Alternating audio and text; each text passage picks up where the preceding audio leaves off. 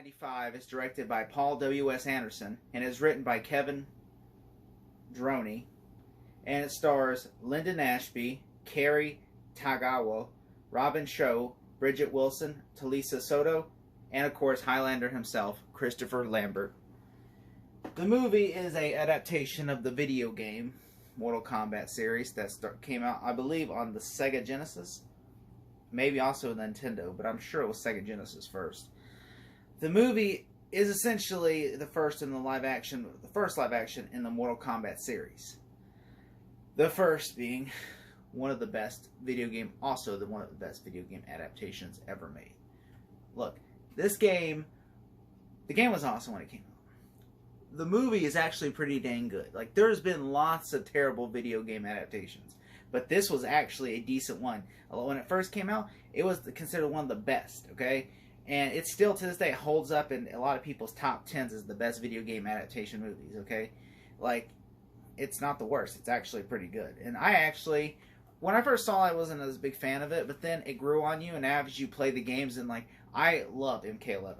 And so as I was playing MK11, there's also Easter eggs in MK11 to the movie that I thought was really cool. And I loved MK11 so much, and I love this movie so much now, I had to actually buy the DLCs for the characters from the movie because I thought it was fantastic. I love Lyndon Ashby as Johnny Cage and Robin Shaw as Liu Kang, even Bridget Wilson as Sonya. I thought that was phenomenal. Okay, this movie is about...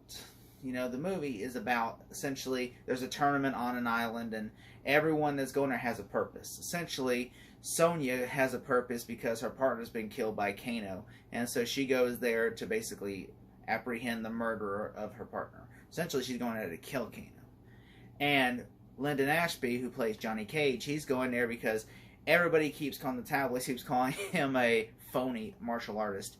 And everybody's like, oh, you're a phony, you're a phony, you're a phony. And he's like, seriously, I am a really good martial artist. And so his, sensei tells him, if you go to the island, who's actually Shang Tsung, spoilers in disguise, it tells him, if you go to the island and, there's a secret tournament, if you go there, then you're going to have, everyone else spread worldwide. Everyone will know you're a great martial artist. So, of course, he goes there in the hopes of regaining his credibility.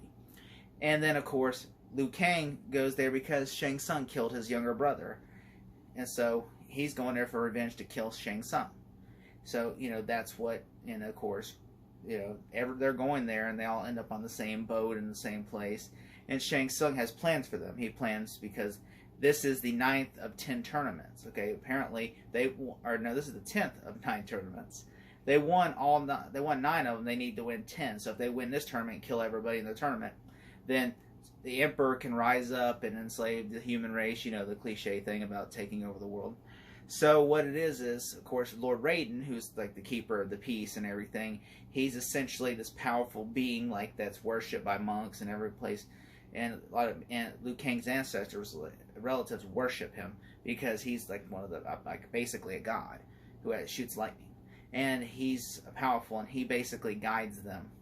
And the Johnny Cage and of course Liu Kang and Sonya and helping deal with the Mortal Kombat. And of course, he's they're planning on killing you and all that stuff. He tells them that because Shang Tsung plans on he has his own warriors such as Scorpio, who is this bad guy who he's a cool martial artist. He has this face mask and then he shoots out this it's like this chain, but it has a little it looks like a creature that's inside the chain, and he's like, get over here, but he's dubbed. He doesn't even open his mouth, and it's badly dubbed where he's like, get over here, and he doesn't even say nothing. And it's pretty funny every time he talks. It's hilarious. And then there's Sub-Zero, who freezes people, and which I love Sub-Zero. I think Sub-Zero is one of my favorite Mortal Kombat characters because he's one of the best villains ever. And I look forward to seeing him in the 2021 movie. I did love Scorpio in this movie more than Sub-Zero. Sub-Zero was basically, they both were just henchmen, but they were actually, I thought Scorpio had much more of a character arc than Sub-Zero. Mainly for the autograph of Johnny Cage. Alright, I'm going to tell you the good and the bad and the verdict, okay? Alright, so the good I love the good. Okay, there was a lot of the fight scenes were pretty dang good. I really enjoyed the fight scenes. I love the fight scenes. I thought every fight scene was really good. Okay, I feel like some parts were rushed, like the Kano fight scene I thought was a little rushed. And originally the Sub-Zero, not Sub-Zero, but Scorpio versus Johnny Cage was actually a little rushed. Like originally there was a fight scene, spoilers if you've never seen this movie, but there was a fight scene between Johnny Cage and Scorpio where he's like, you know, he just shoots this little thingy, the chain around him, and then gets caught in a tree, and then it hits the tree and gets impaled, and then Johnny Cage runs, and then apparently he kicks him and just kills him. But then, of course, because what happened was Paul W.S. Anderson has said in an interview that Bob Shea,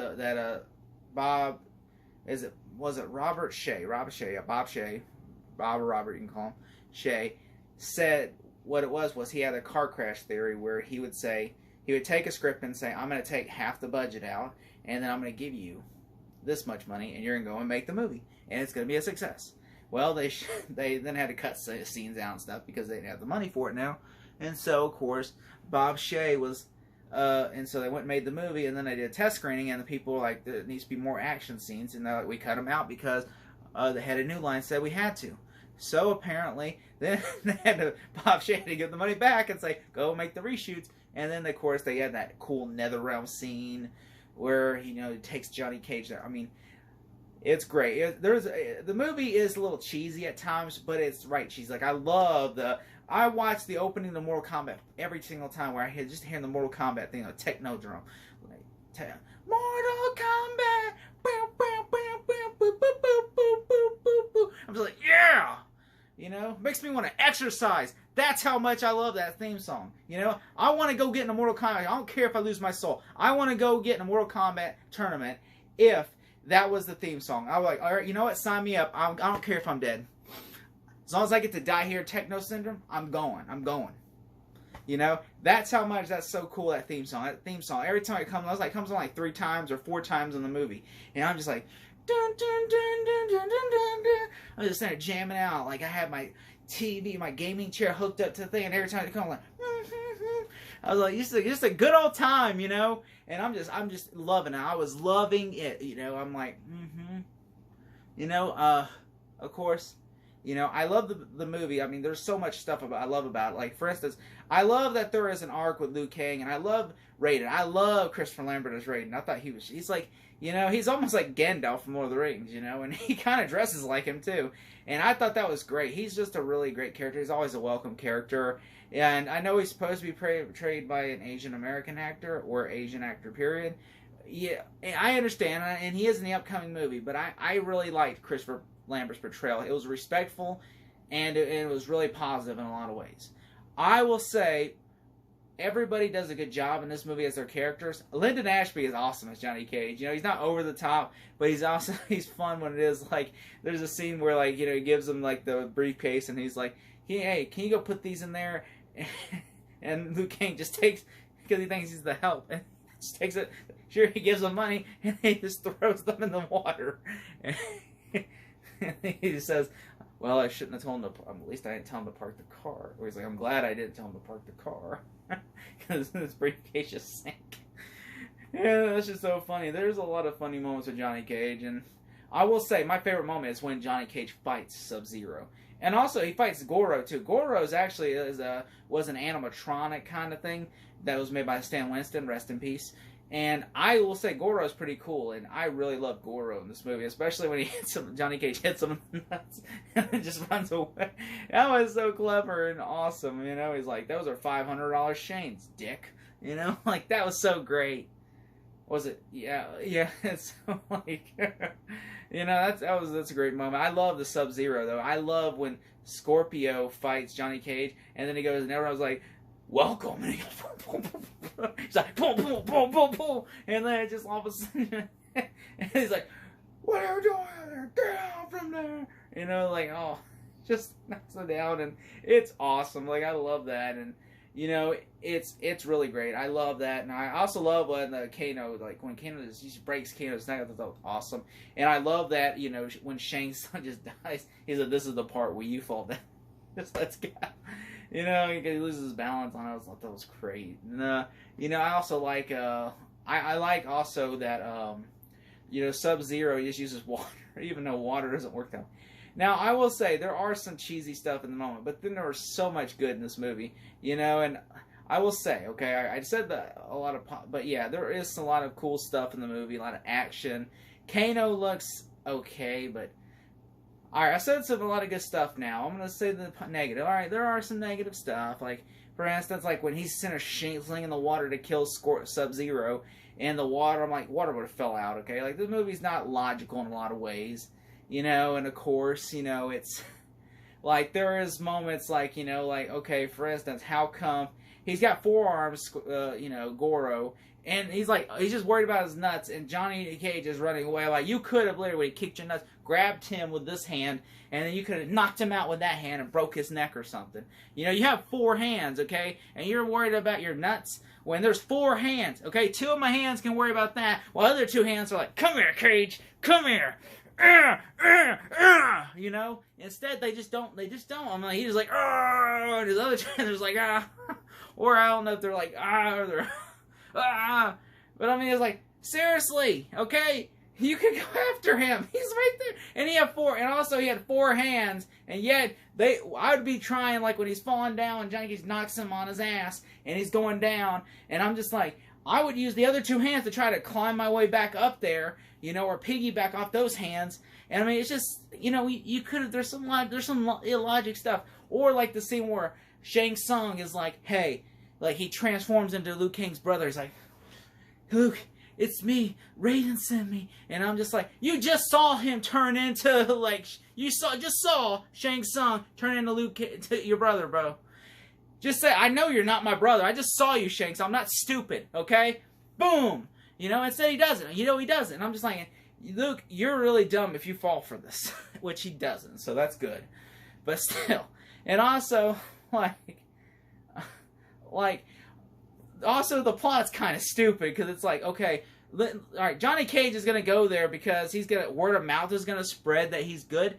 I would just say, look, why didn't he show Entertainment Tonight or something? Hey, look, I can do martial arts, see? No stunt double, nothing, Instead, you could do that. Or, because, I mean, going to a tournament where there's no cameras, no phone, they're going to know right then and there. They're like, look, we know you're not, like, how are you going to know? How is people going to know? Hey, did you hear from word of mouth? Johnny Cage actually knows karate. Kung Fu. I was like, really? I mean, that's a dumb thing. And also, Sonya goes on that boat to chase after Kano by herself, no basket, even though Jax is sitting right over there. I would have followed her or something, I mean, seriously. Or the fact that, okay, he says, like, okay, like, oh, when Johnny Cage, I love the Johnny Cage Sub-Zero fight scene. But, like, they're, like, everywhere, Shang Tsung's watching them. But, yeah, he's not watching nobody. Nobody's watching them when their fight happens. And I'm just saying, they should at least be in the forest watching this, and it'd be fine if it jumped out of the forest and went somewhere else, like how it happened with Goro and Johnny Cage. But it just doesn't. Just like, okay, he's wandering the forest, like, oh, look, there's Sub-Zero, there's Scorpio. Like, just like, first off, you know how lucky you both got to find each other in the forest? I don't know if that was planned or if that just, stuff like that was kind of stupid, and just like, or like the fact that, like in a dream at the beginning when Shang Tsung kills Liu Kang's brother, he just looks at like the camera and goes, "Your soul is mine." I'm just like,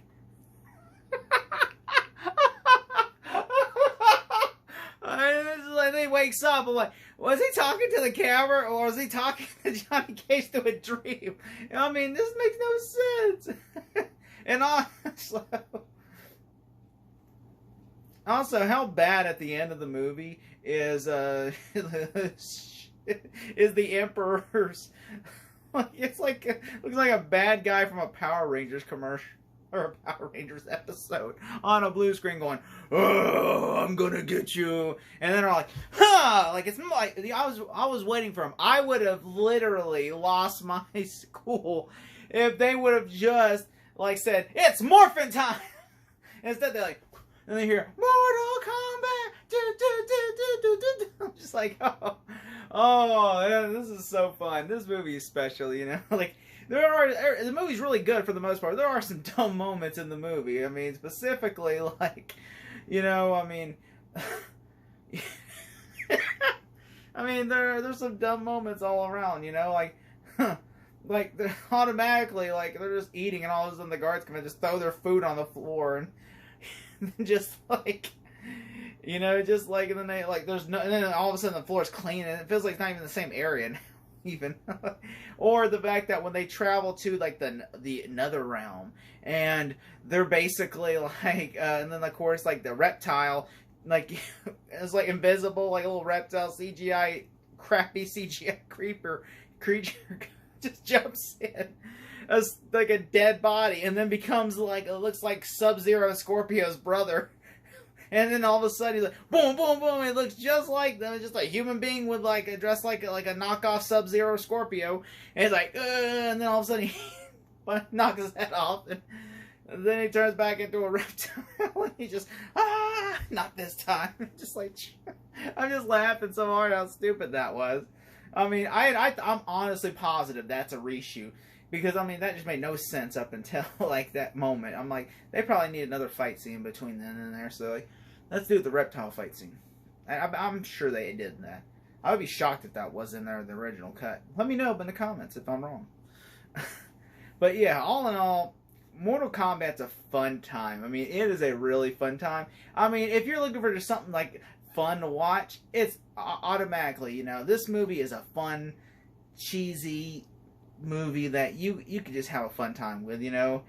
All in all, I'm going to say I'm going to give Mortal Kombat 1995 a B-. Yeah, I know. It's that nostalgic, you know. It's nostalgia that gives it that, you know. But I'm going to do... Okay, here's the thing, okay. I'm going to do a review on Annihilation, I promise. But... I can't do a review like this, because this movie's so terrible that I cannot do a review on Annihilation. So what I'm going to do is called a good, bad movie. This where a movie's so bad that it's either good or it's just trash. So I'm going to review this movie, and it's like, and I'm going to literally tell you the whole plot of the movie and how bad it is. I can't grade the movie because I cannot. Because there's no grade, you know. I mean, you know it's an F movie, so why would I even grade this movie, you know? You know, but seriously though, it's that bad. So I'm gonna watch that movie tomorrow, and hopefully not. If I don't kill myself, I'm going to give it. I'm just gonna review it. I'm not gonna grade it. You know, you already know it's an F movie, okay? I'm just gonna mock it the whole time, like how bad it is. I mean, it's so bad that I have no choice but to just say, what happened with this movie? You know, like really. But yeah, but thank you so much for watching. I'm glad I got to do this review. I love this movie, and it's so great. I can't wait to watch the 2021 version. I'm gonna review Annihilation tomorrow night, and it's gonna be a long review because. This movie is just... That movie is going to be it's going to take forever to review that one. I'm going to try to do a reaction to Conjuring. Shang-Chi's still coming to reaction. I had technical difficulties, but I'm going to have that Shang-Chi review trailer reaction up soon. And I will also try to have a reaction still coming for The Spiral, even though it's been like 2 weeks. So I'm still debating. Do you even really want Spiral reaction? I'm not going to do it, you know, because you don't want it, and it's like too late to do it, and the movie's coming out like in 2 weeks, so I mean, what's the point of Spiral? I had the thumbnail already, but I'm just like, nobody cares about the Spiral reaction. Everybody wants to see like Marvel or DC or horror. Not really that. They're not even horror. Like the Conjuring tomorrow trailer drops, and I really don't care. Like I'm gonna watch I love the Conjuring movies. I'm just saying, like, no one's gonna care about a reaction to the Conjuring movies. Like I could literally not do the review and people wouldn't care. Like, you know, Shang-Chi's different because it's a superhero movie, so. But I'm going to do some reactions, and if you like them, just let me know. If you want more reactions, I'll do them. But other than that, I'm just going to start just choosing, like, well, look, I think people will like this one better, so, like, okay, Fast and Furious, okay. You know, like, I don't think every reaction people are going to want to watch it, you know, like, because really, does anyone care about a reaction to like a horror film? Really, I mean, Marvel and DC, I understand, or even like movies like Harry Potter and stuff, but I just don't see like Spiral being that popular. I mean, maybe I could be wrong. I'm just saying. But all in all, thank you so much for watching, and if you could just give this video a like and thumbs up if you can. You help the YouTube algorithm. And if you like what you see, you can fall down the rabbit hole for more. Thank you all so much. I am honored